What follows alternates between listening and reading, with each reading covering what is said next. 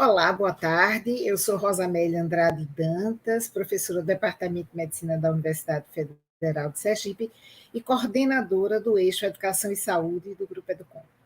Então, nessa tarde, nesse final de tarde de sexta-feira, nós vamos conversar um pouquinho sobre fake news. Esse tema é muito interessante e para compor essa mesa redonda, eu vou convidar o professor Adroaldo Bellins, que é doutorado em Saúde Coletiva pelo Instituto de Saúde Coletiva da UFBA e mestrado em História Social pela UFBA, pesquisador do Grupo de Pesquisa Educação, Comunicação e Saúde, linhas de mídias sociais e saúde, bem como membro do Observatório de Políticas de Saúde da OPAS, linha Mídia e Saúde. Na Universidade Federal do Sul da Bahia, atua como pesquisador colaborador do Grupo de Pesquisa Educação Digital Interativa. Convido também o doutor Evandro Mário Lorenz, que é mestre em Ciências da Informação pela UNB, especialista em Telecomunicações e Redes pela UFES, graduado em Ciências da Computação pela UFES, certificados ACI, ACS, CCO, CCPA, CASA, CBE e CCI, e é perito criminal federal desde 2009, diretor do APCF, Associação Nacional dos Peritos Criminais Federais. Nós somos só um pouquinho colegas, eu também sou médica perita. E vou convidar também a doutora Maria Lígia Rangel Santos, minha contemporânea de mestrado e doutorado na Universidade Federal da Bahia, que hoje é professora titular do Programa de Pós-Graduação em Saúde Coletiva do Instituto de Saúde Coletiva da UFBA, na graduação em Medicina, tem mestrado em Saúde Coletiva e doutorado em Saúde Coletiva e pós-doutorado na Universidade Aberta de Lisboa. É coordenadora do Grupo de Pesquisa Educação e Comunicação e Saúde, das linhas Mídia e Saúde, Tecnologias da Educação e Comunicação em Saúde. Então, eu gostaria de falar nossa felicidade em tê-los aqui hoje, para, nesse final de tarde, de sexta-feira, já quase concluindo o Educom, trazer um pouco dessa discussão. Né? Como eu falei inicialmente, eu coordeno o eixo Educação e Saúde do Educom, e nós temos um grupo compostos de alguns doutorandos, alguns profissionais que atuam na área da saúde, e dentre os quais eu ressalvo aqui a doutoranda Cíntia Tauide, o doutor Ider Aragão e a mestre Lenira Ribeiro, que estão à frente da coordenação do grupo, estudando essa questão da educação e saúde, né? Esse tema é tão amplo e tão importante que até na conceituação existem várias conceituações. Então, tem educação e saúde, educação na saúde, educação para a saúde. Várias vertentes e entendimentos, né? Mostrando que é um tema de profunda importância. Inclusive, ele faz parte de um dos pilares da educação do SUS, do Sistema Único de Saúde brasileiro, assim como de todos os organismos internacionais que trabalham com saúde. Então, eu vou passar a palavra ao doutor Adroaldo Bellins para fazer a sua apresentação. Está com a palavra, doutor Adroaldo. Deixa eu colocar aqui já no cronômetro. Boa noite a todos, né? Saúde essa mesa. Com o maior prazer de estar aqui, né? Participando de... Aliás, eu quero até lembrar que eu já estive participando já há algum tempo, apresentando um trabalho de extensão, que foi uma apresentação do trabalho que foi feito mesmo nos grupos de educação. Então, quero saudar e também afirmar essa responsabilidade que tenho de falar de uma temática tão complexa e nova para nós, né, no mundo inteiro que vive com essa temática, mas todo desafio é sempre importante porque ele nos faz melhor e nos coloca em condições de também aprender mais. Então, eu diria que, a começar com isso, que é o tema da própria fake news, ele se apresenta, alguns autores têm destacado que a fake news não é necessariamente ligada ao campo do jornalismo, né? Porque é uma produção que se dá feita com muita por outras instituições, por pessoas da sociedade civil, por variáveis do âmbito da sociedade, de maneira que ganha uma grande proporção de divulgação, mas há autores também que consideram descrita como notícia falsa, e também numa tradução mais livre, mas outros que consideram que como informações distorcidas, não relacionadas com a verdade. Então, na produção de narrativa, a mídia comumente faz referência a símbolos consolidados no imaginário social coletivo, e também são arquétipos, né, da cultura, simbologias conhecidas, significados históricos. E a narrativa da fake news apresenta o mesmo recurso técnico de produção midiática de forte impacto no imaginário coletivo. Mas é importante também destacar que o próprio imaginário coletivo parte da construção de conhecimento humano, expressado num conjunto de imagens, símbolos, signos, né, e diversos que estão na nossa cultura, na dada sociedade, comunidade ou grupo social. Todavia, a fake news apresenta como um grande problema ético, não diria um problema ético deontológico, mas o ético na perspectiva das relações humanas na sociedade, por induzir comportamentos, muitas vezes mexer em vida das pessoas e muitas vezes distorcendo realidade, sobremaneira serve para instituir narrativas que favorecem a grupo de poder e com isso trazendo alguns prejuízos de todas as maneiras que a gente pode imaginar hoje. Eu, pelo menos, assim, ao mesmo tempo que promove um desequilíbrio verificado nas estruturas de relações sociais e institucionais, impacta também distintos espaços e grupos na sociedade brasileira nos últimos anos e constitui-se também naquilo que Nery Júnior vai chamar de difusão massiva de informação. Agora, é preciso destacar que as notícias falsas ganharam notoriedade principalmente no cenário político das eleições presidenciais norte-americanas em 2016, na eleição que disputava Hillary Clinton e o Donald Trump, e nas eleições também do Brasil, né, que deram, por exemplo, foram muitas controvérsias, mas também na União Europeia, com o Brexit, na Índia, ou seja, é um fenômeno mundial.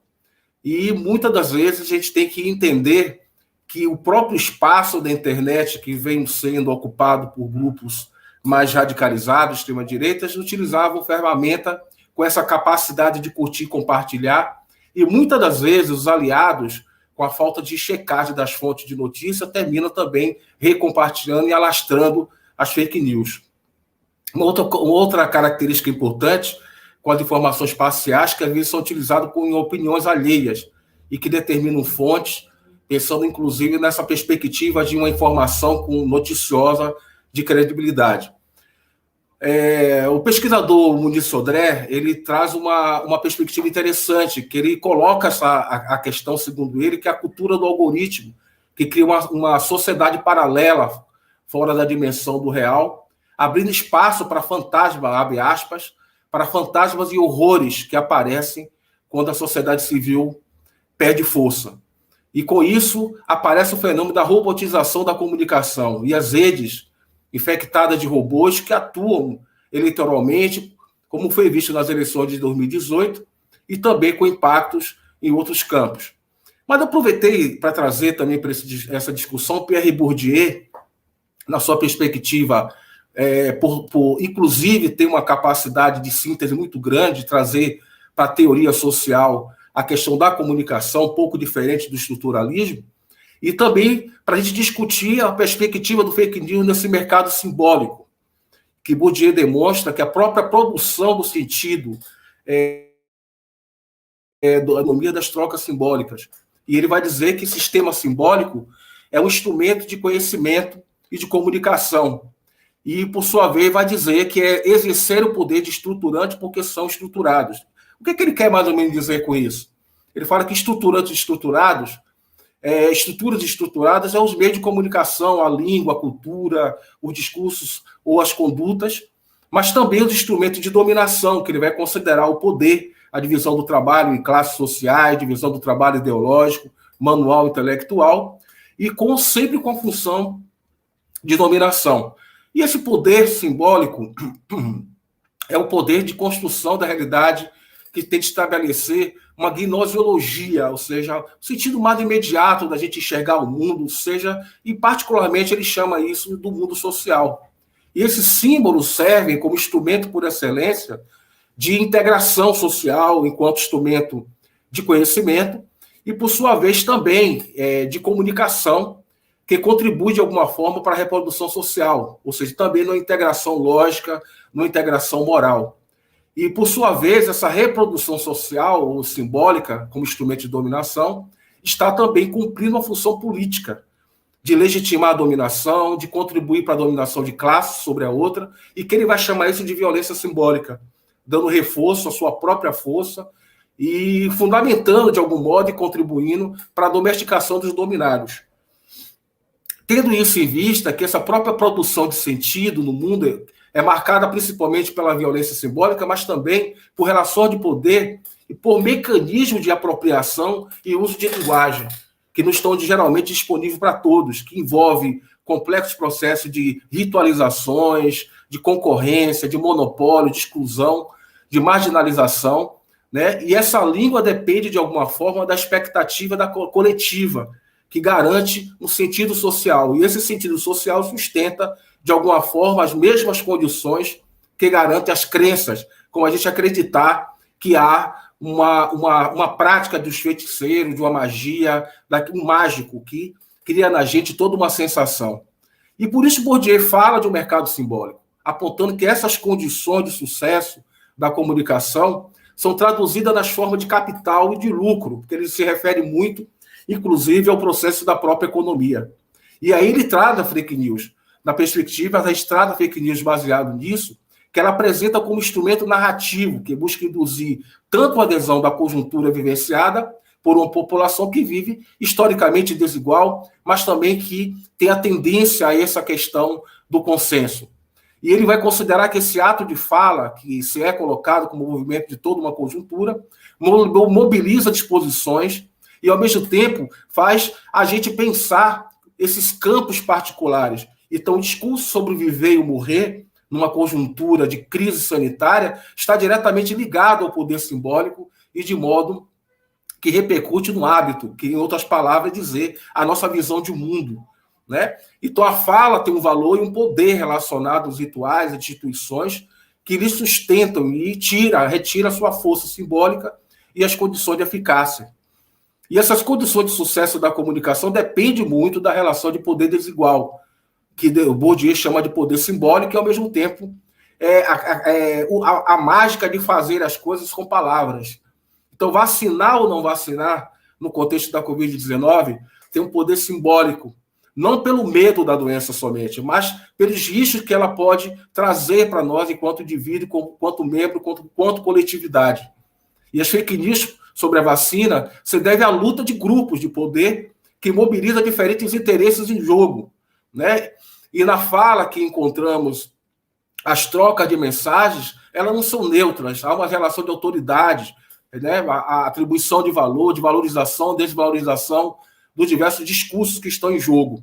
A gente lembra do fato do gabinete paralelo que assessorava o presidente da República, né? A questão central que coloca aí também é a eficácia simbólica dessa fala, que justamente estão dentro desses campos e instituições que utilizam dos rituais de gênero de discurso e processo de encantamento para tornar essa magia social verdadeira, delimitada por uma fronteira que é muito maior dentro desse jogo e que busca se legitimar. E a legitimação desse discurso em torno da Covid-19 traz também uma perspectiva da vacina e a favor do tratamento precoce, que utiliza do encantamento, ou seja, a tecnologia digital também acelera essa veiculação de notícias e abrindo, inclusive, possibilidade de notícias inverídicas, né? E cantando com os recursos que podem ser feitos desse mundo midiático muito forte e, de alguma forma, deslegitimando, descredibilizando espaços tradicionais, institucionais, como a educação, os professores, políticos, religiosos, juízes, que muitos desses também são aqueles que propagam essas notícias massivas e às vezes falsas, né? E também alcançando um número expressivo de pessoas que participam desse universo apenas por discursos escolhidos por esses disseminadores. Então, esses diversos campos que compõem esse estilo de vida, que vai marcar esse sistema que estabelece desvios, diferenças, né, e gênero de discurso, termina também envolvendo pelo jogo de linguagens, né, assim definindo e ganha sentido prático, né, que segundo Marconi vai dizer que a força do sentido produzida por esses jogos são internalizados e, na maioria das vezes, não são tematizados. Então, aderir a uma orientação sanitária não é também uma coisa muito simples na história da sociedade ocidental, né? Só basta a gente olhar a história da gripe espanhola, como ela teve uma letalidade tão grande e também estimava-se que infectou 500 milhões de pessoas e quase 17 a 50 milhões de pessoas que morreram. E aí, no caso da Covid-19, tem uma mesma preocupação de colocar discursos contraditórios entre economia e a saúde, ou seja, a economia e a saúde como duas coisas e que marcam e que impactam principalmente as populações mais vulneráveis que já vivem modo de vida e realidade precárias em suas moradias e que tem que sair para trabalhar, os diaristas, empregados domésticos, ambulantes, entre outros. Mas essa eficácia necessariamente simbólica, né, que marca esse discurso, né, também favorece a construção desses ouvintes que sequer entendem esse orador muitas vezes, mas têm a percepção e a apreensão do mundo e muitas das vezes impactam nos corpos e nas mentes, mobilizando esses grupos sociais.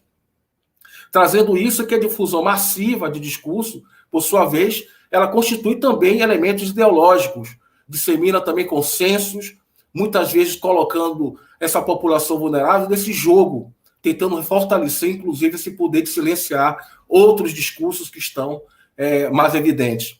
Júlio Machado vai chamar e revela uma intenção muito grande que a fake news é justamente o ato de publicar aquilo que alguém gostaria de ler ou de ver, mesmo sendo verídico, com o desejo que se torne verdade por repetição e por ser pista forçada de uma realidade recoberta. E isso cria, de alguma forma, condições sociais necessárias para que os próprios intelectores, ao falar com autoridade, ele também delimite espaço de situações objetivas de quem falar, com quem falar e qual circunstância falar ou lugar. Isso que Menezes vai dizer, né, João Paulo Menezes, que ele vai falar sobre que uma das características da fake news, né, é aquela que não olha os meios para atingir os fins, né, nem sentido. É normal encontrar não apenas textos, mas também fotos, vídeos, aquilo que nós chamamos de uma convergência midiática.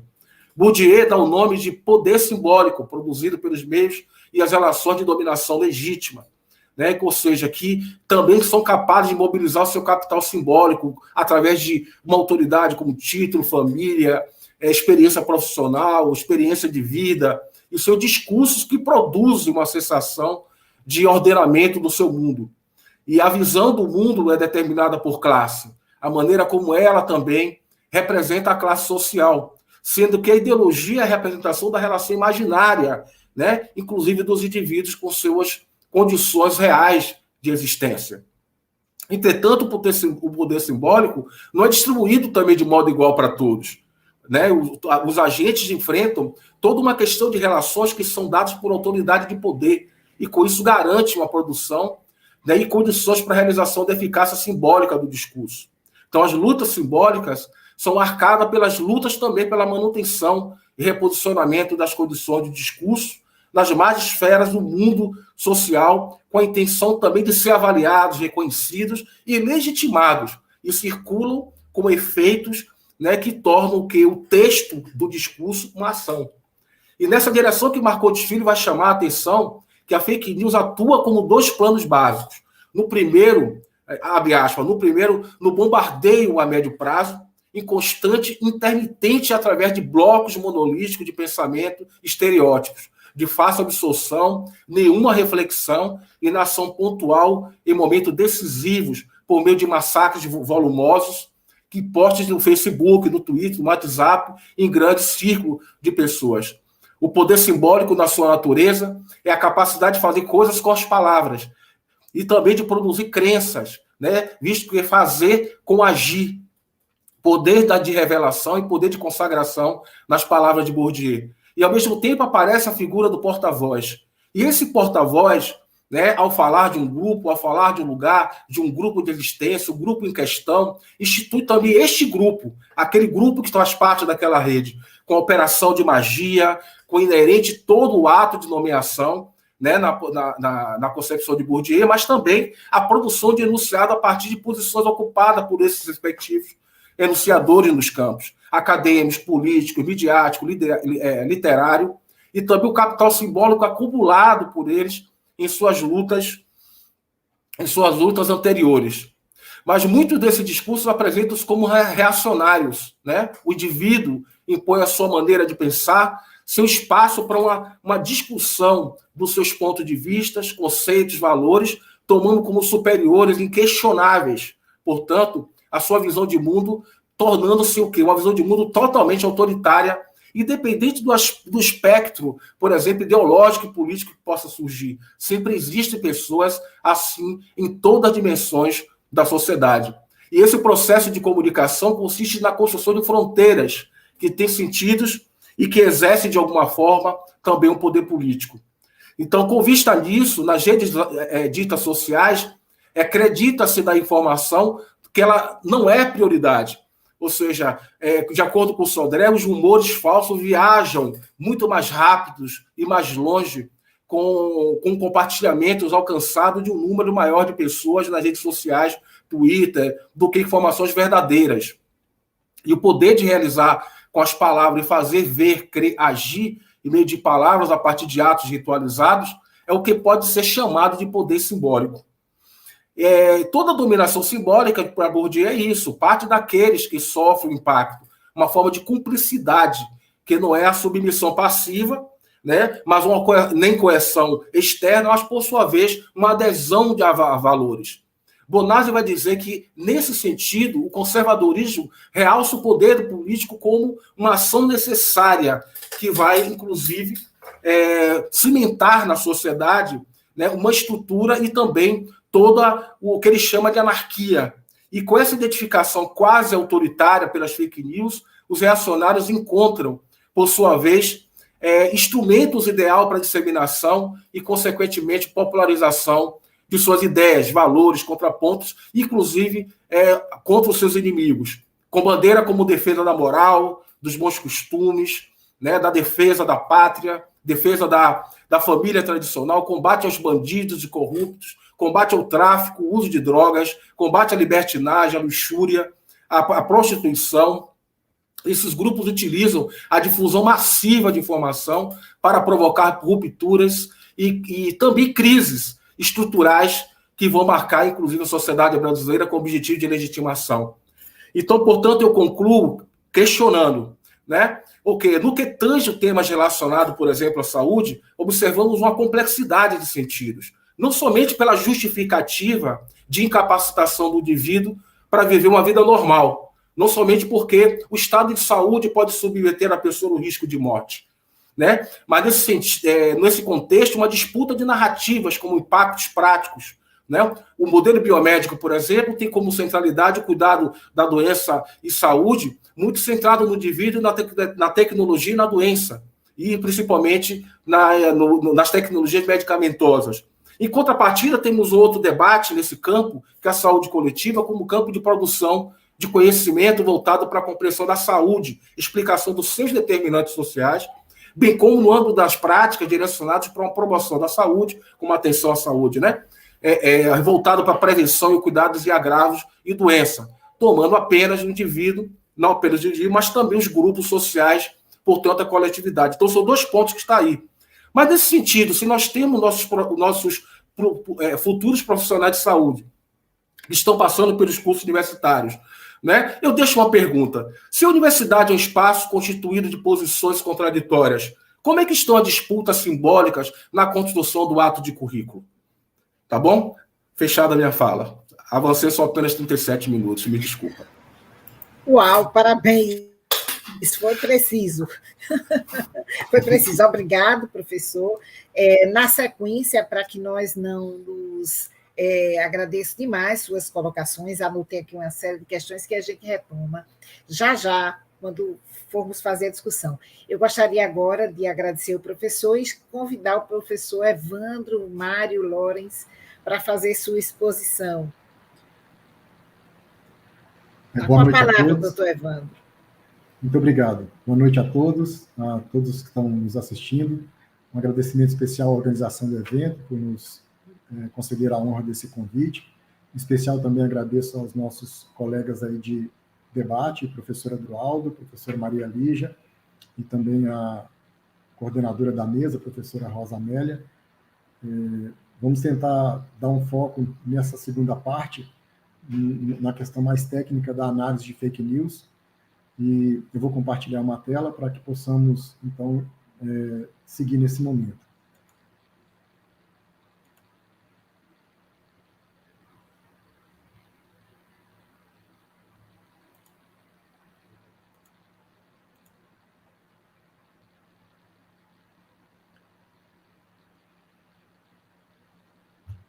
Então, vamos lá. Como mencionei anteriormente, né, nós vamos trabalhar aqui com foco na parte de análise das fake news. Na apresentação, né, eu trago aqui o abraço da Associação Nacional dos Peritos Criminais Federais, a toda a comunidade Educom. É uma honra para nós poder também podemos colaborar com esse evento tão importante.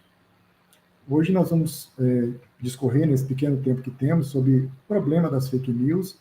Vamos falar especificamente sobre a análise das fake news, fact-checking e ferramentas, e sugerindo, né, algumas intervenções para finalizar a nossa fala. Então, muito bem já colocado pelo professor Adroaldo, né, e tentando resumir um pouco das muitas colocações importantes que foram feitas, a gente pode iniciar dizendo que fake news é um problema social muito mais do que um problema tecnológico. Na comunidade tecnológica, da qual eu faço parte, eu sou perito criminal federal na área de tecnologia da informação, nós somos muito cobrados durante todo o tempo por soluções para o problema das fake news, especificamente associado à questão de que as fake news ganharam, né, uma dimensão muito maior a partir do advento da internet e das próprias redes sociais. Mas, conforme o professor Adroaldo já discorreu muito bem, nós vamos tentar aqui fazer um equilíbrio entre essas partes, né, a parte da tecnologia e a parte social. As fake news são basicamente um problema social muito mais do que um problema tecnológico. E a gente começa, para um pouco embasar essa fala, lembrando de Kevin Mitnick, que foi um famoso hacker, que escreveu esse livro aí, A Arte de Enganar, e uma fala importante dele nesse livro, quando ele diz que o homem inventou muitas coisas maravilhosas que mudaram o mundo e a nossa forma de viver. Mas para cada bom uso da tecnologia, o computador, o telefone ou a internet, alguém sempre encontra um modo de abusar dessa tecnologia em proveito próprio.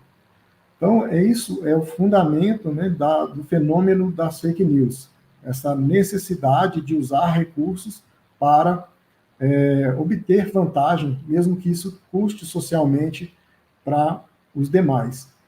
Numa fala recente, agora em 2018, numa mensagem específica no Dia da Comunicação, Dia Mundial da Comunicação, o Papa Francisco também exprimiu a seguinte frase, né, não existe desinformação inofensiva, acreditar na falsidade pode ter consequências calamitosas.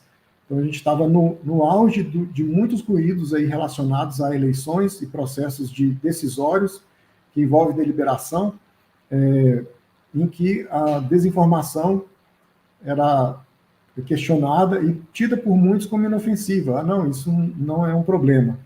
Então, essa é uma fala também sintomática, né, do momento que estamos vivendo, né, que já tinha uma manifestação forte ali em 2018. Voltando para os conceitos, né, como disse o professor Adroaldo, existem muitos conceitos relacionados a isso, então eu escolhi um pouquinho mais completo, que vai ser o nosso ponto de partida, e depois um outro um pouco mais simples, que é um pouco um resumo desse aí. Então, Laser, no artigo The Science of Fake News, de março de 2018, ele definiu fake news como informações fabricadas que imitam o conteúdo de notícias da mídia convencional em forma, mas não em processo organizacional ou intenção, e ainda se sobrepõem a outros distúrbios de informação, tais como informações enganosas ou imprecisas e desinformação. Então, essa definição muito bem colocou, né, num grande pacote relacionado à desinformação, as fake news ou notícias falsas, né, como uma tradução aí livre e não tão boa, né, para o nosso idioma.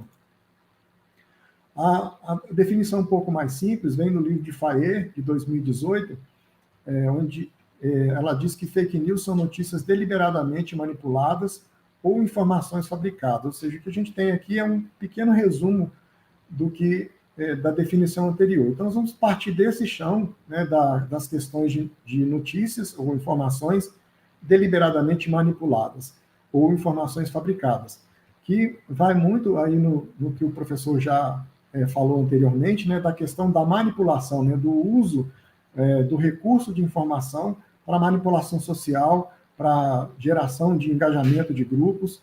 Então, é onde se enquadra, né, esse conceito aqui de fake news. Robert Haim também disse o seguinte, né, você pode influenciar mais rápido 1000 homens se apelar para os seus preconceitos do que se tentar convencer apenas um pela lógica. Então, isso também vai ao encontro do que o professor Adroaldo já falou para nós, né, tão brilhantemente, da questão dos preconceitos, né, dos valores, muitas vezes carregados aí por uma cultura social derivada de outras culturas anteriores e com uma conjunção de fatores que se constitui, de uma certa forma, resumidamente, em preconceitos. Então, esse conjunto de preconceitos é usado para influenciar e para convencer pessoas a respeito daquilo que eles gostariam de acreditar ou daquilo que eles querem acreditar, né, num alinhamento perfeito com os valores que eles trazem culturais. De uma forma objetiva, as fake news elas se constituem numa arquitetura voltada a impactar, indignar ou fortalecer convicções. De uma certa forma, esse é o objetivo das fake news: impactar, indignar ou fortalecer convicções. A gente, olhando para essas três palavras, essas três expressões, a gente encontra a essência do que as fake news trazem para nós, porque elas sempre são carregadas de informação que tem essa capacidade de gerar impacto, de gerar indignação ou de fortalecer aquilo que a gente acredita, né? Aqueles vieses de confirmação daquilo que a gente acredita. Uma outra observação é que as fake news também, né, como é a essência delas, né, uma combinação de, muitas vezes, fatos reais, factoides e mensagens ideológicas cuidadosamente elaboradas para consumo de comunidades. Então, ela é voltada, ela não é as fake news, elas não são direcionadas ao público de massa, diferentemente do que a gente aprendeu, né, na década de 60 e 70, relacionado à televisão, né, aquela comunicação de massa, aquela manipulação de massa. Aqui a gente tem, prioritariamente, o consumo de comunidades, de grupos que têm ali em suas bolhas aquele fortalecimento daqueles conceitos que eles vivenciam, que eles acreditam, também como o professor falou aí, das crenças, né, daquilo que eles acreditam, do momento mágico ali que eles são, que eles compartilham, né, nessas bolhas de informação ou desinformação. As fake news são mais compartilhadas e propagadas e em velocidade muito maior do que as notícias reais. Isso é uma constatação de todos nós, né, no nosso dia a dia, né, a gente percebe isso claramente.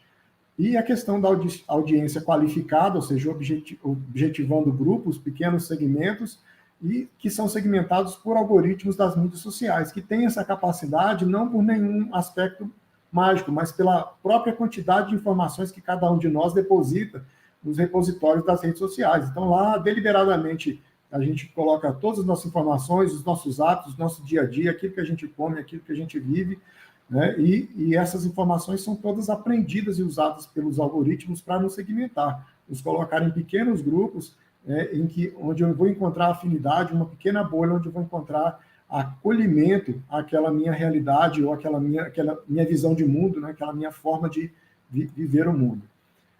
Falando um pouquinho aí da análise, a análise fake news nunca é simples, né, porque não se trata de um problema essencialmente técnico, né, a gente tem um problema aí social com muitas vertentes e todas elas contribuem com significativa parcela de complexidade nesse processo. Então, para começar, na análise fake news, a gente tem sempre o dilema da verdade, né? O que é verdade?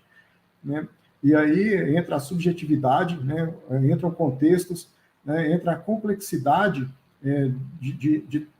do que seria verdade, né? Do que a verdade vem a ser em cada contexto, né? Será que existe uma verdade absoluta? Será que existe uma coisa que num contexto é verdade, no outro não é? Então, são discussões eternas, né, que trazem complexidade inerente aí ao processo das fake news. A questão da linguagem também, ela é bastante significativa, né? Para quem eu vou falar, né? Quem vai receber, né? Como eu vou usar a linguagem para chegar no meu alvo, nas pessoas que precisam receber essa mensagem. Também a gente pode destacar as interferências, né, em cada uma das fake news ou cada uma das informações que são trafegadas, e que também essas interferências estão ligadas até a própria função jornalística, né? E aí a gente fala de vieses pessoais, políticos e ideológicos, vieses cognitivos, de confirmação e uma série de outros vieses, a linha editorial de quem está patrocinando, né, a divulgação dessa informação e, por fim, poder econômico e financeiro. Então, todas essas interferências também atuam tanto na informação jornalística como também no processo das fake news.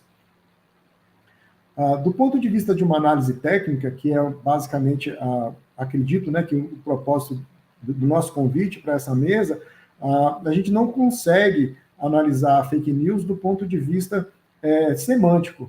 Então, a gente, observando e trabalhando do ponto de vista de análise técnica, a gente vai analisar componentes desses eventos, dessas situações de fake news. Então, a gente vai falar de imagens, analisar imagens para ver se uma foto, se uma imagem ela foi adulterada, se ela foi montada, se existe ali uma manipulação, né, algorítmica feita por programas de computador em cima de imagens que são divulgadas como sendo reais, juntamente com as mensagens de fake news. Da mesma forma, áudios, né, que circulam também pelas redes sociais, avaliar a origem desses áudios, se são compatíveis com as supostas pessoas que recebem o que supostamente teriam professado, né, ou tido aquelas falas. A questão dos vídeos, mesma coisa aí das imagens, né, a gente pensando se um vídeo foi manipulado, se ele foi objeto ou fruto de deepfake, que são os vídeos, né, realizados com fake news ou não, mas a partir de inteligência artificial, de computação. Também a análise de documentos, né, para, inclusive, verificar a autenticidade, verificar a semelhança, né, com outros documentos, e também a análise de robôs, como o professor também Andraldo colocou, que infestam as nossas redes sociais e fazem ali um trabalho de fortalecimento, né, e corrupção dos algoritmos de engajamento que trabalham, né, para os algoritmos. Então, os nossos robôs hoje em dia, eles conseguem compartilhar postagens, eles conseguem curtir postagens, eles conseguem influenciar as análises estatísticas que são feitas pelos algoritmos das redes.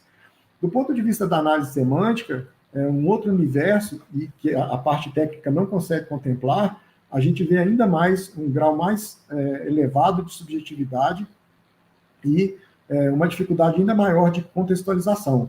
E aí a gente vai cair, né, nos fact-checking que conseguem, de uma certa forma, trabalhar um pouco mais nesse universo da análise semântica. E é isso que a gente vai falar um pouquinho mais agora, do fact-checking e ferramentas.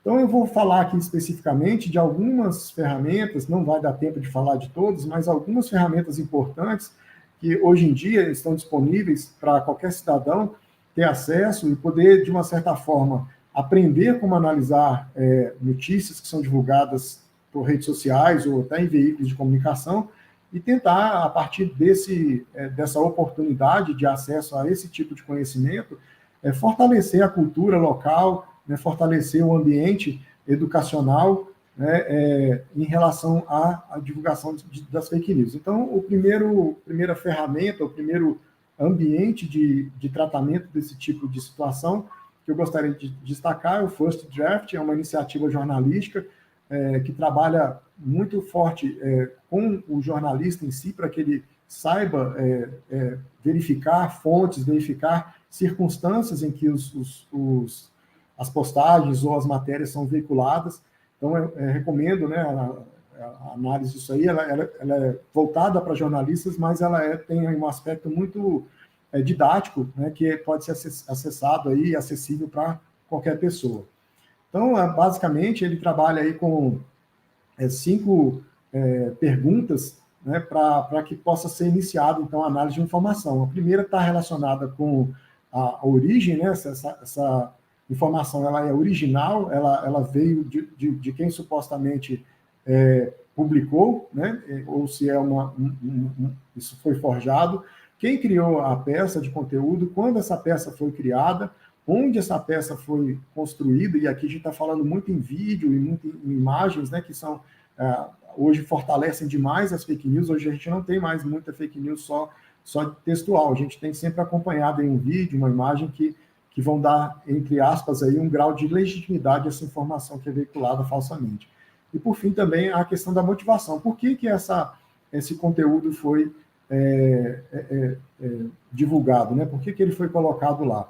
A segunda ferramenta que eu gostaria de destacar, e é uma ferramenta de fact-checking brasileira, né, que trabalha aí num espectro bastante interessante. A gente vai detalhar um pouquinho a metodologia usada por eles, para que também a gente possa entender esse processo um pouco de análise semântica de desinformação ou de fake news. A matéria-prima da metodologia da agência Lupa são declarações feitas basicamente por atores públicos e informações potencialmente falsas que circulam em plataformas de redes sociais e aplicativos de mensagens. Então, isso aqui é por onde, né, o ponto de partida do trabalho da agência Lupa. O primeiro passo, aí, a primeira linha dessa metodologia é fazer a seleção das frases, sempre observando quem fala, o que fala e que barulho faz. Ou seja, dependendo de quem fala alguma coisa, isso vai ter uma repercussão maior, menor, um impacto maior, um impacto menor, seja isso fake news ou seja isso uma notícia autêntica. O segundo passo deles é fazer o levantamento de tudo, entre aspas, aí, que já foi publicado sobre o assunto. Então, é uma pesquisa vasta em cima de todo o conteúdo disponível em fontes abertas que possa estar relacionado com essa fala ou com esse assunto que foi divulgado. Terceiro passo, a verificação em bases de dados oficiais. O quarto, o garimpo das informações públicas, ou seja, aquela informação que, teoricamente, vai ser confrontada com aquilo que foi dito ou aquilo que foi publicado. Então, é feito um garimpo para que se tenha um alinhamento ou não dessas informações com informações públicas disponíveis. Também são feitas consultas via leis de acesso à informação, e leis está aqui no plural, porque isso pode também estar relacionado com leis de outros países, né, de outras comunidades, e também de assessorias de imprensa. Numa situação específica, eles também vão a campo usando meios tecnológicos necessários, aí vídeo, fotografia, gravação, enfim, tudo aquilo que for necessário para conseguir documentar melhor essa análise que vai ser feita. Por fim, uma análise de especialista para contextualizar o assunto e evitar erros de interpretação de dados. Então, não é só aquilo que ele percebe. Ele sempre se apoia em especialistas, e aí aqui eu faço um parênteses para ressaltar a importância dos especialistas no processo de combate à fake news, e gostaria de lembrar a todos que estão nos assistindo, né, que vocês são os especialistas. Então, nós precisamos ter um compromisso com a nossa sociedade de ajudar a esclarecer aquilo que é do nosso domínio, precisa ser colocado e confrontado com informações falsas que estão relacionadas com o nosso dia a dia, aquilo que é da nossa alçada, né? Então, as agências, elas procuram, né, especificamente aqui a agência Lupa, se associar a especialista para tentar evitar, né, que a interpretação de dados das informações relacionadas aí.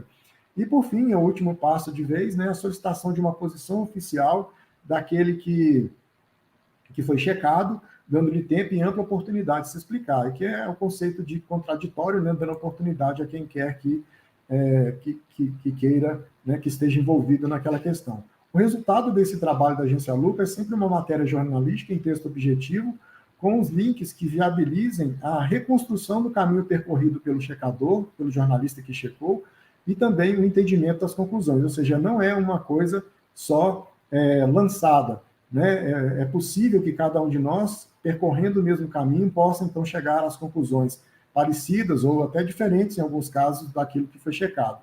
Também eles colocam etiquetas naquela informação, né? E aí depende do grau daquilo que foi falado, de como foi falado, né? E essas etiquetas aí são para rotular, de fato, aquela informação que foi veiculada e que foi avaliada como fake news. Para entender ou para rever nessa metodologia, eu coloquei o link aí, coloquei também um QR Code, caso vocês tenham interesse, né, podem verificar de novo essa metodologia lá. E eu vou falar agora, mostrar rapidamente as outras agências, não dá tempo a gente falar de tudo, então a agência Aos Fatos também, a agência brasileira, muito boa, o QR Code aí também está aí, né? Fato ou Fake também é uma agência de checagem de fake, vinculada ao Grupo Globo, e também a Comprova, né, o projeto Comprova também é uma agência brasileira. Existem muitas agências internacionais, até muitas delas são inspiração para as agências brasileiras. Um bem antigo, né, que é bem tradicional, aí, principalmente do pessoal da tecnologia, é a boatos.org, é um site bastante antigo, bastante interessante, ele ainda é da época das teorias de conspiração, lá da Copa, que a Copa foi entregue, enfim, é um site bastante interessante. Como ferramenta, a gente pode lembrar do bot Sentinel, que é uma ferramenta de verificação no Twitter de robôs, né? Ele consegue identificar, baseado na repetição, naquilo que está sendo publicado em massa, a contas falsas que estão potencializando a disseminação de notícias falsas.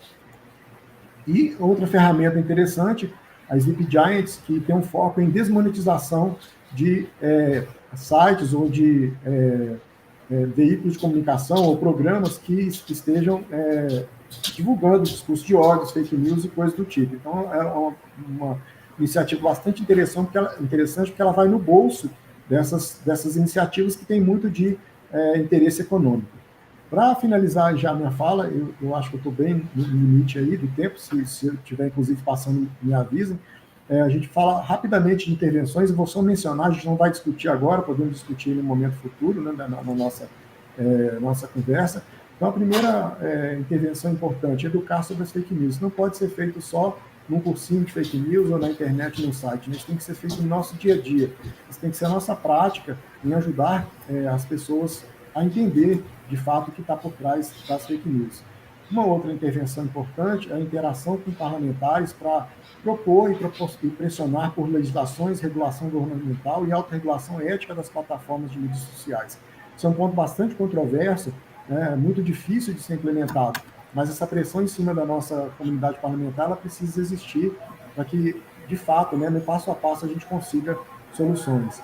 É importante também a cobrança das plataformas, que se cobrem as plataformas por transparência e pelo uso da tecnologia que eles têm para o combate à desinformação. A tecnologia é tão importante de segmentar, de chegar exatamente a mensagem que quer ser passada para você, ela é capaz também de ajudar no combate à desinformação, e isso não é feito hoje de via de regra, com raras exceções. Também cobrar a participação das plataformas no desenvolvimento de pesquisa, ou seja, em parcerias com a academia, apoiar, divulgar e usar serviços das agências de fact-checking e apoiar iniciativas que produzam impacto financeiro sobre canais digitais de disseminação de notícias falsas e discurso de ódio. A responsabilização por abusos e corresponsabilização judicial das plataformas de mídias sociais. Quando eles começarem a serem responsabilizados proporcionalmente ao dinheiro que eles ganham sobre os danos causados pelas mídias sociais, pelas fake news divulgadas nas plataformas deles, talvez a conversa comece a mudar, do ponto de vista de parceria com a sociedade para resolver esse problema. E a última das coisas, das intervenções, essa é bastante pessoal, é que a gente, pessoalmente, faça escolhas éticas da nossa vida digital e cobre a ética das empresas que fornecem bens e serviços para nós e para a nossa comunidade. É Doutor isso, Evandro, agradeço. chegamos ao tempo. Isso, já encerrei. Muito obrigado. Beleza, eu agradeço, doutor Evandro, e realmente é um tema que rende muito, mas, conforme a gente já havia comentado, temos um limite de tempo, então muitas questões voltam no debate. Obrigado, e eu vou convidar agora a doutora Maria Lígia Rangel para fazer sua exposição. Boa tarde. Para ganhar um tempinho, eu vou logo compartilhar a minha tela aqui, tá? E vamos ver se fica tudo certo aí. Queria que confirmasse se vocês estão visualizando. Sim?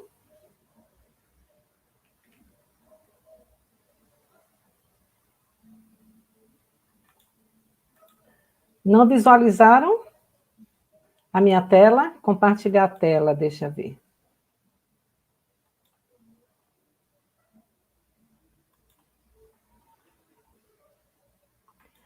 Agora estão visualizando?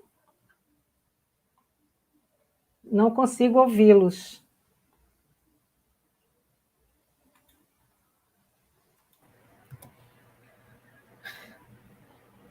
Bom, eu não estou conseguindo compartilhar a tela, então eu vou expor mesmo, falando o que eu preparei. E assim, preparei uma abordagem desse tema extremamente complexo, considerando o meu lugar aqui de sanitarista, né, e que vim pesquisadora da área de educação e comunicação e saúde, e eu considerei que é de grande importância a gente compreender o cenário em que a gente está inserido, com as suas peculiaridades, para que possamos pensar a questão da desinformação ou das fake news, não é? No contexto da pandemia de Covid. Também algumas particularidades do campo das práticas de educação e comunicação e saúde, e aí eu incluí a questão comunicação, né, junto com a educação, por conta que eu não consigo muito separar esses dois, embora sejam campos disciplinares diferentes, mas na prática a gente, de fato, reúne uma interface, né, trabalha numa interface desses três campos. E o terceiro aspecto que eu quero esboçar é a identificação de alguns desafios que as práticas de educação e comunicação colocam para a gente, nós trabalhadores da saúde, pesquisadores, profissionais e estudantes, nesse contexto, né? Esse contexto bastante complexo. Por fim, eu vou realçar algumas iniciativas de educação e comunicação e saúde no contexto da Covid, e com certeza essas iniciativas são apenas algumas pontuais que vocês que estão nos assistindo certamente conhecem outras ou desenvolveram outras, estão engajadas em outro tipo de iniciativa, né? Então, o primeiro aspecto acerca do cenário que eu queria destacar é que a globalização, o fato de estarmos inseridos em um mundo globalizado, hiperconectado, e que deu lugar a uma nova arena pública, a arena pública digitalizada da internet, é um espaço potente de publicidade transnacional, com ausência total de regulação, e que torna esse mundo nosso em que estamos inseridos bastante problemático, né, para atuarmos neles com essa questão das fake news e das questões mesmo da proteção da saúde. Então, nós vivemos com relações cada vez mais digitalizadas, em que se desenvolve uma outra forma de capitalismo, que é o capitalismo datificado, né? Os colegas aqui já falaram dessa questão dos algoritmos e como a gente está todo o tempo sendo mapeado e de maneira a recebermos ofertas de produtos e outras coisas mais, né? Medicamentos, é uma área de interesse da vigilância sanitária também. Tudo isso porque tudo que se vende e tudo que se troca passa pela internet, né? Todas as relações passaram a ser mediadas pelas tecnologias. Então, é uma sociedade hiperconectada por meio de redes digitais em que todos os tipos de socialidade são afetadas por essas tecnologias, inclusive no que diz respeito à educação e à saúde. Esse é um cenário também da pós-verdade. O professor Evandro chamou aqui a atenção da dificuldade que é de se definir o que é verdade e o que não é verdade. Isso é uma característica também da sociedade que a gente está vivendo, onde a pós-verdade ganhou lugar e cresceu ao lado da desinformação, uma praticamente vinculada com a outra por conta da crise da racionalidade científica, né? Estamos vivendo a crise da racionalidade científica, e também devido ao individualismo preponderante na sociedade. A emergência da pandemia de Covid-19, como ocorreu também em outras situações de risco de maior amplitude e gravidade, ela vem também acompanhada do negacionismo científico, né? Que ganha as feições de genocídio, refletindo a falta de compromisso de governantes com a proteção da vida de milhares de pessoas, reforçando crenças e conhecimentos de indivíduos e desvalorizando o conhecimento científico. Assim, na arena pública digitalizada da internet, né, tem um peso, o mesmo peso, a informação que vem de um leigo e a informação que é emitida por um cientista, né? A desinformação, ou as fake news, né, não é um fenômeno recente, né? Ela apenas se acentua nessa conjuntura, nesse contexto profundamente confuso e de desorganização social, né? Da ocorrência da emergência da pandemia. E ela gera a desordem informacional, uma desordem informacional provocada pela grande profusão de notícias falsas, que, como já foi dito também, são notícias intencionalmente divulgadas, que geram uma verdadeira guerra cultural, né, de informações, e que certamente provocam risco à saúde. Aí eu trago um elemento que é da gente entender também a desinformação, as fake news, como um fator de risco para a saúde. Por que a gente pode olhar assim? Porque as fake news, a desinformação, colocam uma barreira para a adesão às práticas de proteção e de promoção da saúde, potencializando o risco de infecção e de adoecimento. No início da pandemia, quando ela surgiu, desconhecia-se totalmente o vírus. Este se apresentou de uma maneira completamente inusitada, trazendo, de fato, uma fragilização do campo científico, porque havia realmente, de fato, um desconhecimento. O campo científico não sabia mesmo o que estava acontecendo, não havia conhecimento produzido, e foi aquela produção veloz, né, extremamente competente dos cientistas do mundo inteiro, né, para compreender esse fenômeno. Então, nós vivenciamos uma pandemia com um grande aumento de volume de informações, porque as pessoas começaram a falar de todos os lados, deram muitas notícias falsas e conflitantes, né, oriundas de diversas fontes, o que levou, inclusive, a Organização Mundial de Saúde a considerar um fenômeno como a infodemia. Essa situação agravou o caos informacional no mundo, quer dizer, não é que esse caos tenha sido originado desse contexto da pandemia, ele já existia, né, por conta mesmo da própria estrutura de sociedade que a gente está vivendo, e cursou também com a manipulação de determinados sujeitos sociais por outro. Acho que o Adroaldo abordou bastante bem essa questão mesmo da dominação, né, que se faz a partir desse tipo de informação, né, que reforçam crenças em detrimento do conhecimento científico e também gera medo e incerteza. Quer dizer, o momento que nós vivemos é esse de muita complexidade, né? No que se refere à educação e educação em saúde, nessa interface que a gente já vem estudando o tempo, se dedicando a compreender melhor, a identificar melhor os meios para trabalhar, para que a gente possa alcançar os objetivos da educação, da comunicação e saúde, nós vamos encontrar algumas peculiaridades também que são próprias da constituição da sociedade. Por exemplo, nós vamos encontrar a diversidade sociocultural da sociedade, nós temos distintas percepções e interpretações da realidade, né, uma diversidade linguística, diferentes modos de pensar e agir, influências religiosas, desejos de pertencimento, diferentes grupos sociais, que são todas formas também que vão tornar a prática, a abordagem que possamos fazer para as fake news, devemos levar em conta essas peculiaridades, né? Essa diversidade social, cultural, é em si já, portanto, um desafio, uma característica que nos desafia a produzir trabalhos de educação e comunicação que não pode ser ele próprio padronizado, como se toda a sociedade fosse homogênea, né? A gente tem que ter, de fato, estratégias diversificadas de acordo com a necessidade e as características de cada grupo, de cada território. Por outro lado, a gente tem ainda a característica da polifonia social. O que significa isso, né?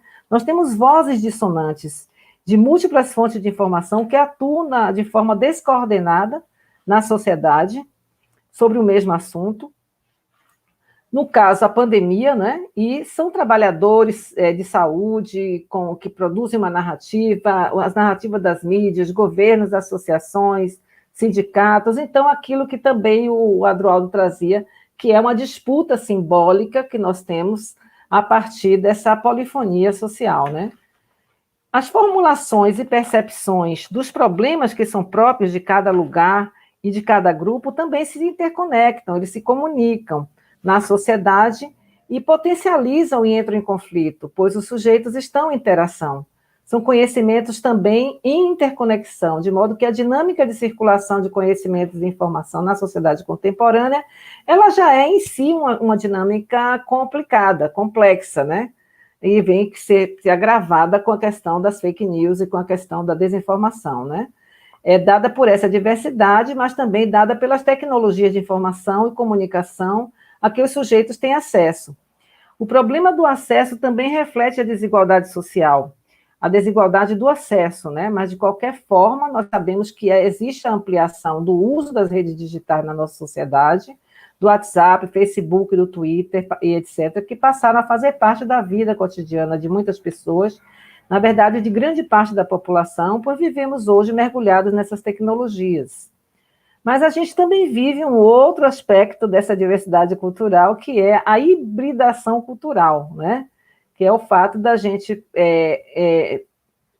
vivenciar uma cultura que é, ao mesmo tempo, oriunda da nossa experiência local, né? E também informada por aquelas experiências que chegam de lugares distantes, presentificadas pelas tecnologias de informação e comunicação e saúde, e tecnologia de informação e comunicação, desde a televisão, né, como uma teleexperiência, até o que a gente poderia talvez chamar hoje de experiências digitalizadas, né? O terceiro aspecto que eu gostaria de delinear são os principais desafios que a gente pode identificar da educação e comunicação para as práticas de educação, comunicação e saúde frente à desinformação da pandemia de Covid, né? Podemos afirmar que o impacto em si, né, das fake news na educação ainda não está mensurado. Eu acho que essa mesa vem nos provocar essa questão, né, que é uma questão importante de investigação para o nosso campo, né? Mas é um grande desafio da prática, que é desenvolver atividades de educação e comunicação, tendo o diálogo, a compreensão, a confiança como princípios, uma prática inspirada em Paulo Freire ou em Habermas, ou em outros autores que falam da dialogicidade, do compartilhamento de saberes, da empatia, da necessidade de compreensão da realidade do outro. Esse é um grande desafio, em um contexto que tem progressivamente eliminado o diálogo, e que a comunicação se dá como uma autocomunicação de massa, como foi definido por Castells, né? Quer dizer, agora a massa, todo mundo é comunicador, todo mundo é emissor, né? E o que se pensou ser um grande movimento interessante para o fortalecimento da democracia, mostrou o seu lado perverso, que é o lado da pós-verdade e das fake news, né? Isso quer dizer que se reduziu a possibilidade de trazer conteúdos, de trabalhar conteúdos com a mediação de um profissional, de um agente que organiza, que utiliza fontes fidedignas para alimentar essa informação, que dissemina na sociedade informações confiáveis, bem fundamentadas no conhecimento científico. Não é essa a situação. A gente está disputando hoje com pessoas que não têm nenhuma formação e nenhuma reputação para estar tratando do que é verdade e do que é falso. E essa é a questão da pós-verdade. Uma outra necessidade que nós temos, do ponto de vista da saúde coletiva, né, é a divulgação da situação epidemiológica sobre a pandemia, das formas de proteção da saúde, a prevenção da doença baseada em conhecimentos científicos. Quando a gente tem uma crise informacional, o caos informacional descoordenado, né, quando os próprios agentes do governo trabalham para mascarar a pandemia, né? Não só para negar, mas para esconder, para mentir sobre a situação epidemiológica, é uma situação muito grave, que a gente tem que enfrentar no controle da pandemia e nas práticas de educação voltadas para esse controle. Destaco ainda a necessidade de que os agentes de educação e comunicação e saúde como mediadores do conhecimento da informação, eles precisam se apropriar, que tenham se apropriado ou que venham a se apropriar e utilizar os recursos multimídia. Ainda há uma dificuldade, essa questão da produção de informações interessantes, inteligentes, né? Nós não temos esse domínio dessa tecnologia no campo da saúde, nossos profissionais precisam adquirir essa capacidade, essa competência, né? Para que eles possam, nos espaços das redes digitais, serem capazes de habitar esses espaços de forma competente. E para que, por sua competência, isto é, sua atitude, seus conhecimentos, suas habilidades, eles possam lidar com as mídias digitais de modo a interagir com a comunidade e buscar dialogar com eles. O lidar com a desinformação, com as fake news na sociedade, tem mobilizado governos no mundo inteiro. A gente tem feito estudos observando como as ações que os governos de diferentes países, né, desenvolveram para enfrentar as fake news. Mas antes da pandemia mesmo, na Europa, já houve uma reunião de peritos que produziram um conjunto de recomendações para enfrentar as fake news, a desinformação, no contexto das eleições presidenciais do Donald Trump e também do atual presidente do Brasil, né, ou seja, lá para 2018, né? Dessas recomendações, eu destaquei algumas que eu achei interessantes para a gente pensar, como buscar equilibrar a relação entre os meios noticiosos tradicionais e as plataformas online, como a Amazon, Facebook, Apple, Google, YouTube, né, que são, na verdade, as principais distribuidoras de notícias falsas e de desinformação, né? Elas agem como tal e têm que ser, de algum modo, reguladas, né? Mas também sob a pressão, como o professor Evandro colocou aí, a pressão para os parlamentares, mas também a pressão sobre essas empresas, tem funcionado de algum modo para que eles retirem alguns conteúdos, para que eles possam identificar notícias falsas e agir sobre elas, né? Isso também significa que a gente vai poder tentar recuperar um pouco desse lugar de intérprete da realidade, né? Os intérpretes tradicionais da realidade, os pesquisadores, os professores, os profissionais de saúde, os jornalistas, né? Um outro aspecto que é levantado nessas recomendações é a necessidade de aumentar a literacia midiática, que significa a gente possibilitar que a maior parte da população seja capaz de analisar criticamente o que lê nos meios, né? Ou seja, desenvolver alguma capacidade crítica de leitura, né? Sobre o que se vê na mídia, né? E promover o uso de tecnologias de detecção de notícias falsas, como essas que o professor Evandro já apresentou aí, aumentando também a transparência das notícias online e protegendo a privacidade dos cidadãos, além de fortalecer a cooperação entre os checadores de fato, esses fact-checkers que o professor apresentou, independentes, né? Aqui também eu destaquei algumas medidas no Brasil para conter a desinformação e a desordem informacional. São ações de agência de verificação de denúncia e redução do alcance do número de páginas. Olha só, aqui nós só estamos falando de medidas que são no campo da sociedade civil e não no campo governamental, porque se ocorreu alguma ação coordenada do campo governamental, foi para negar a pandemia, foi para alimentar o caos informacional. O governo não cumpriu seu papel de coordenar as ações de prevenção e de comunicação do risco. Um exemplo dessas agências, checadora de fato, o professor já citou o Aos Fatos, que criou o robô Fátima para atuar no Messenger e o WhatsApp para checar notícias. Assim como também o Google e o Twitter operaram para rastrear no Twitter links de notícias falsas e distorcidas. Então, existe essa pressão também para que haja algum nível de resposta, e em 2018, Aos Fatos retirou 196 páginas e 87 perfis que violavam a política de autenticidade das redes sociais, algumas delas ligadas ao Movimento Brasil Livre. Meu tempo foi embora já, só tenho algumas palavrinhas a mais, tá? Faltam alguns minutinhos. Alguns minutinhos, né? Bom, então, por fim, eu trago, assim, só para destacar para não dizer que não falei de flores, né? Que a gente tem algumas iniciativas pontuais do Ministério da Saúde, né? Eu quero destacar aqui o número de WhatsApp que foi criado pelo Ministério, que recebeu 3.500 mensagens até o momento da publicação do informe, das quais 90% eram relacionadas a doença, não é? E 85%, e dessas 85% eram notícias falsas, quer dizer, é um volume bastante expressivo, né? O Ministério da Saúde também criou selos de informação, falsas e verdadeiras, desenvolveu plataformas de cooperação com a Universidade Federal do Rio Grande do Norte.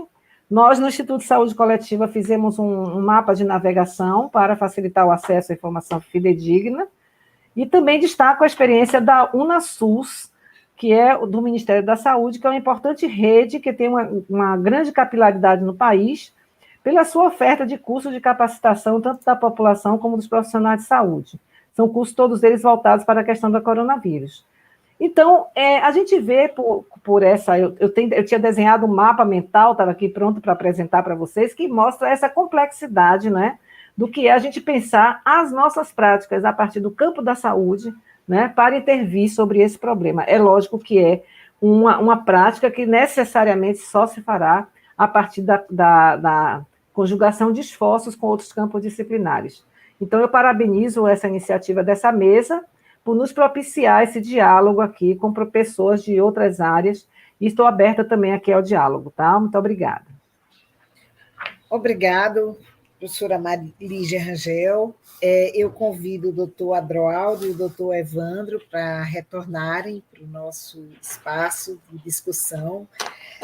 E, assim, doutor Adroaldo, pronto, está chegando. Então, assim, eu resumiria que precisamos fazer alguma coisa, né? Então, desde a questão de saber o que é ou não uma notícia falsa, do ponto de vista mesmo da sua origem, e a questão trazida por Lígia, até de uma avaliação crítica. O que é que aquela notícia informa, né? E que essa questão dessa discussão da criticidade necessária para a evolução enquanto seres humanos é tão importante que, por exemplo, nas aulas, como professora de medicina, eu sempre estou questionando, olha, eu falei, mas vocês precisam checar. Porque mesmo um professor, ele pode falar alguma coisa que não é bem, que pode ser o entendimento dele. E o entendimento dele, mesmo que científico, embasado cientificamente, pode ter um viés. Então, essa criticidade é muito importante. A questão, né, dessas crises sistemáticas que nós estamos vivendo, eu acho que elas realçam a importância da educação em saúde, ligada à questão da comunicação em saúde, e que, por exemplo, no Brasil, eu acho que ela, durante toda a discussão do SUS, ela ficou um pouco à margem.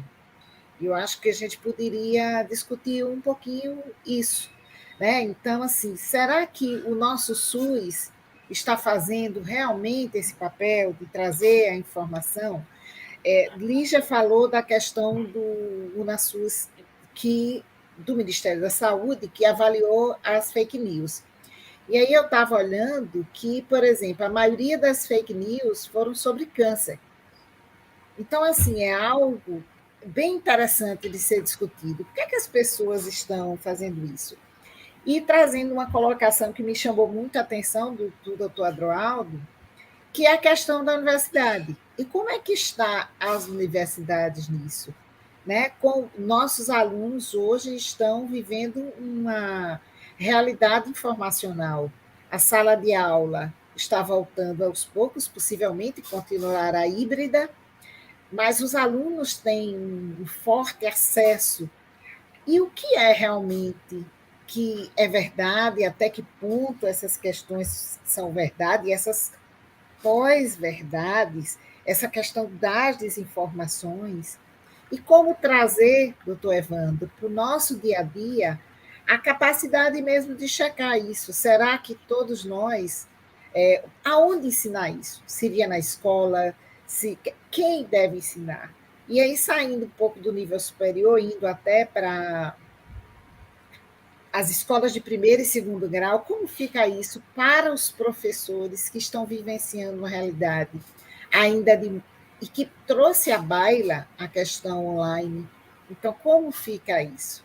Então, eu trago essas questões, tem muitas informações que estão passando, foram feitas muitas observações, muitos parabéns, evidenciando a importância de se discutir isso, e eu vou voltar a palavra para vocês, para ver se vocês gostariam de complementar, trazendo à luz, trazendo mais luz a essa questão que é tão nebulosa. Doutor Adroaldo.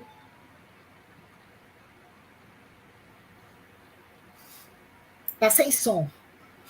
Pelo que eu consegui, porque foram também questões complexas, né, que foram trazidas por ti.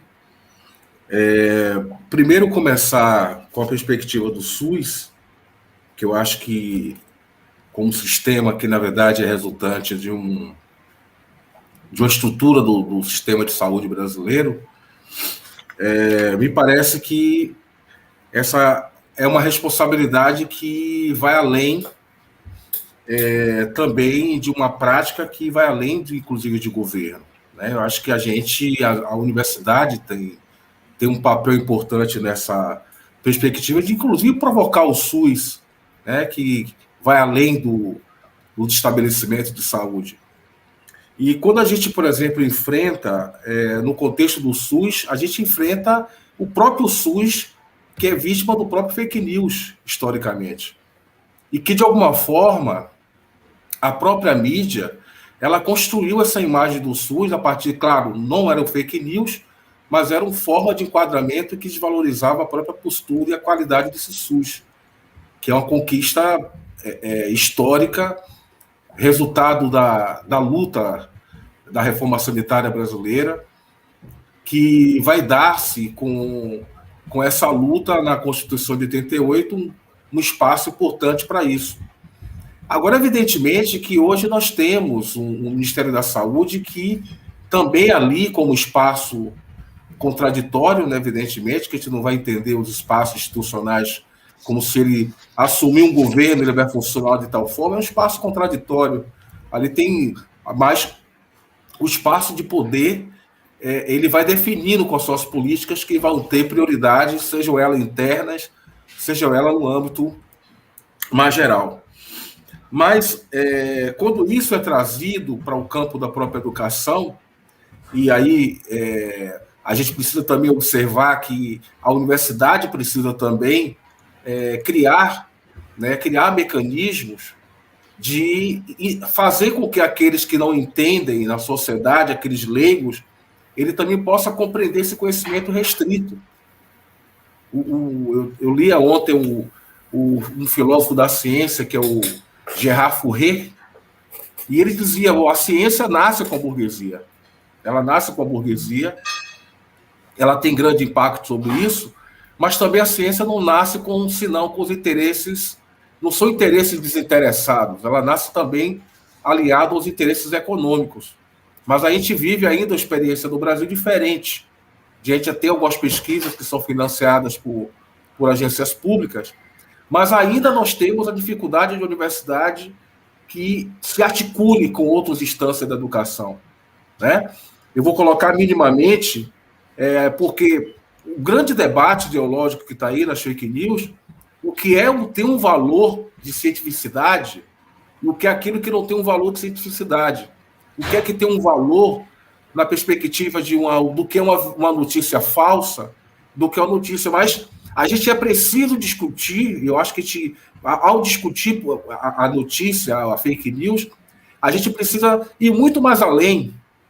Porque se a provocação que eu fiz anterior, se a gente tem uma universidade que está sendo contaminada pelas fake news, é porque existe alguma questão de pensar o que a gente está fazendo na universidade.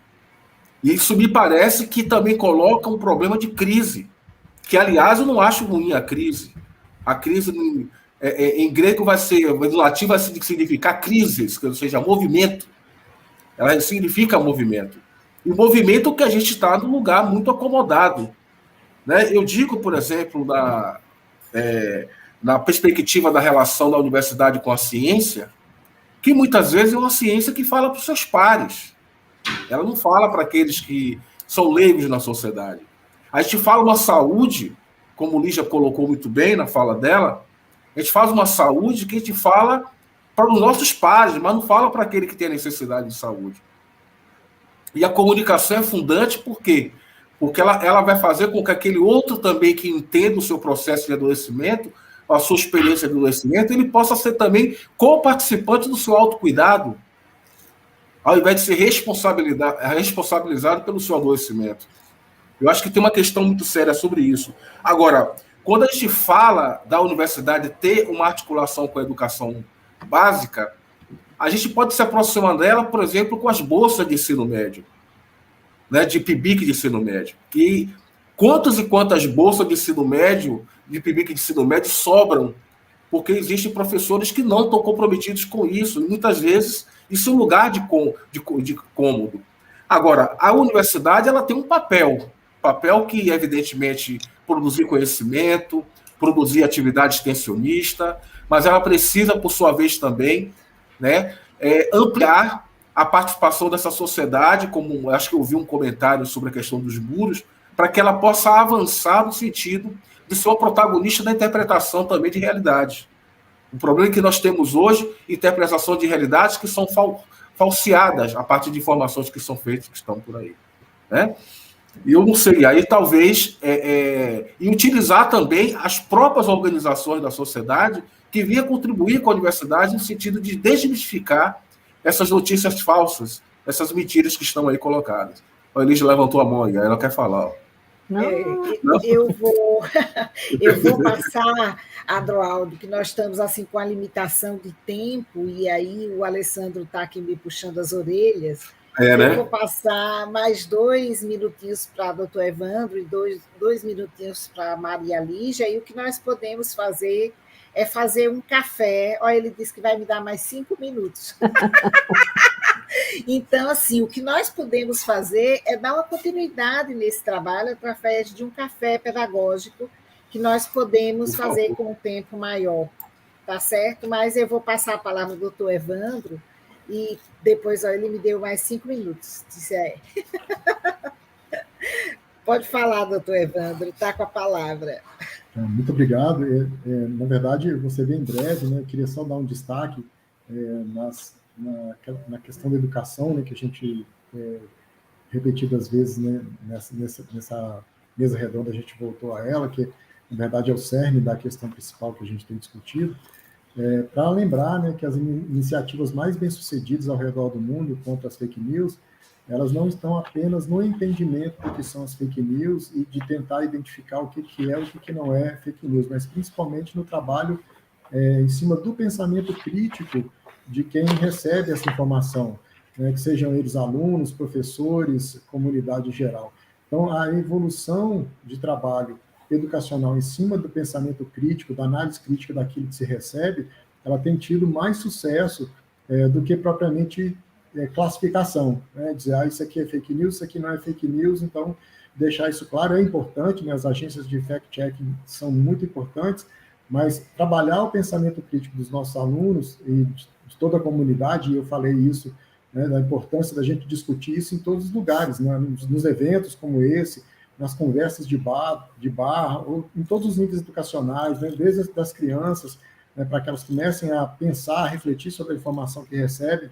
Apesar da gente ter que eu falei, né, nessas conversas que a gente pode ter informais ou formais, a gente ter o ruído da polarização, né, que é a forçação do não debate, ou seja, o trabalho, né, árduo e perverso para separar, para que as coisas fiquem o fla-flu, né, lá eles e a gente aqui, a gente precisa vencer esse obstáculo. A gente precisa trabalhar, a gente precisa ter paciência, a gente precisa ter dedicação, porque senão a gente não sai do outro lado. Se a gente mantiver 50% a 50%, 75% a 25%, a gente vai continuar tendo fake news, vai continuar tendo ruído. Então, é só isso na minha fala, para finalizar. Agradeço muito da gente trabalhar, enquanto professores, profissionais voltados à educação, ao pensamento crítico. Sempre tentar instigar isso, incentivar isso nos discentes, nas pessoas que estão à nossa volta, né, nos nossos familiares também, nos grupos que a gente participa. Então, é só essa palavra que eu gostaria de deixar. Doutora Lígia. Eu quero agradecer mais uma vez essa oportunidade de ter participado aqui dessa mesa. Acho que é um importante espaço mesmo de aprendizagem que a gente deve buscar, manter, aprofundar, não é? Diversificar, como a sugestão da professora Rosa Amélia, e que a gente possa fazer outros encontros, porque essa questão ela requer realmente que a gente estude mais, que a gente compreenda mais, que a gente encontre as melhores formas, né? A gente está vivendo uma crise muito séria em todos os níveis, que sem dúvida, que é momento de transformação, né? Profunda transformação social que a gente está vivendo no mundo todo, né? Mas que nos deixa muito angustiados com relação às limitações que nós temos para enfrentar dificuldades tamanhas, né? Então, assim, com relação à universidade, eu diria que o que a gente já tem colocado há muito tempo, né, a necessidade da universidade se abrir mais mesmo para a sociedade, não é? Mas a universidade hoje está vivendo, a universidade pública, né, está vivendo um processo de muito embate, né, e é preciso defendê-la, é preciso fortalecê-la, né, assim como o SUS, né, acho que são duas estruturas de poder, de conhecimento, de educação e de saúde, né, que estão sendo golpeados mesmo nesse momento, nessa conjuntura, né, que torna a nossa ação muito mais difícil. E eu destacaria aí a importância da gente trabalhar com a educação permanente em saúde, em especial com os agentes comunitários de saúde, que são aqueles que estão lá na ponta, no território, trabalhando com a população, né? Eles precisam ter ferramentas para lidar com as fake news, né? Saber reconhecer as fake news e saber lidar com isso. Com a ressalva que, olha só, é complicado essa questão da velocidade com que as fake news andam e o passo lento com que a gente consegue, de fato, responder a isso. Mas são questões importantes, são questões em aberto para a gente continuar refletindo. Então, eu agradeço mais uma vez essa oportunidade aqui e muito obrigada por tudo. Eu só vou agradecer também, que eu esqueci de todo mundo agradecendo, muito obrigado pela oportunidade. Estamos abertos, estou aberto para esse café, que a gente possa poder pensar esse tema. A gente está fazendo esse estudo lá no nosso grupo de pesquisa, não é isso, Lígia? Isso. Que é também, talvez, uma oportunidade da gente trocar essas inter-relações entre os grupos, né? Trazer experiências de lá. Temos um trabalho muito... Acho que Lígia pode falar com mais tranquilidade, um trabalho de estudo de revisão de literatura, né, a nível mundial, e também alguns trabalhos empíricos que vão surgir agora. São teses de mestrado e de doutorado, né, que estão em andamento, né? Eu acho que a gente deve realmente construir essa ponte aí entre nós, para que a gente possa trocar essas experiências, né, e trabalhar juntos, né, mas em rede mesmo. Inclusive, nós temos o grupo de educação e saúde, como eu falei, e nós estamos também. Eu acho que é muito importante essa troca, essa discussão entre os grupos, até para nós podermos avançar. Às vezes, um está estudando uma coisa e, sincronicamente, o outro está estudando algo que se completa. Isso. Então, eu acho que a gente pode se somar também à questão pericial, que é muito importante, que vai terminar deslanchando uma série de coisas, e esse reforço que é importante, o próprio entendimento que, mesmo tendo os instrumentos de avaliação pericial, é muito importante você ter, quer dizer, desenvolver essa capacidade crítica de entender o que é ou não, né? E eu acho que essa questão da pedagogia crítica, que tanto a gente discute, essa questão de se aprender de fato, usando muito que aprender é uma atividade intelectual, mas ver sentido e ver prazer, e você se apropriar realmente de uma verdade. Então, essa luta aí, a gente apaixonado por ela, temos tudo, e eu sou otimista por natureza, eu acho que temos que continuar lutando e que, mesmo sendo uma gotinha d'água no oceano, ela pode reverberar e se transformar no oceano.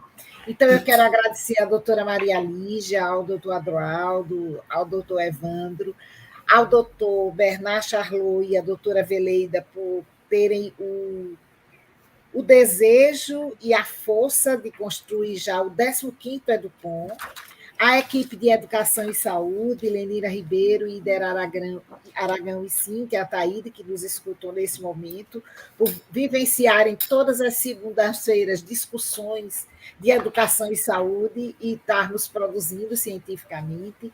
Agradecer a todos os internautas que nos assistem e agradecer a Ian e a Alessandro pelo apoio na construção dessa mesa. Muito obrigada. Muito obrigado a todos aí, um grande abraço. Um grande abraço. E nos encontramos no café. Tá bom, ok. Se Deus quiser. Tchau, tchau. Tchau.